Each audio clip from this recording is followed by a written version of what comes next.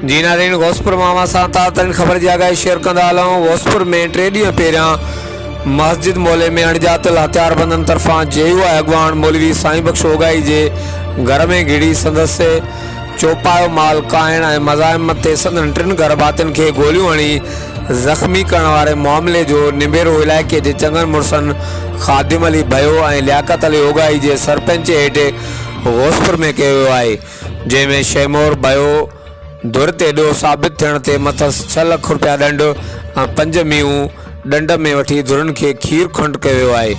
वाज़े रहे त 3 ॾींहं अॻु राति देर सां शहर जे मस्जिद पाड़े में 5 अणॼातल हथियारबंदनि जेऊआ अॻवान मौलवी साईं बख़्श ओगाई जे घर में घिड़ी संदसि चौपायो माल काइण ऐं भाॻियुनि तरफ़ां मज़ाहिमत ते गोलियूं लॻण सबबि ज़ख़्मी थियल 3 ॼणनि जे वाक़िए जो निबेरो कयो वियो आहे।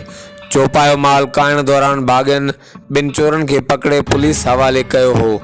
ॾोही धुर पंहिंजे मथां पयल ॾंड मां 5 मींहं मौक़े ते भाॻियुनि हवाले कयूं ऐं रहियल 6 लख 1 महीने अंदरि अदा कया वेंदा। अॼु फ़ैसिलो करे ॿिन्ही धुरनि खे खीर खंड कयो वियो आहे। हर वक़्तु आगाह रहण लाइ ॾिसंदा रहो JTN वेब न्यूज़।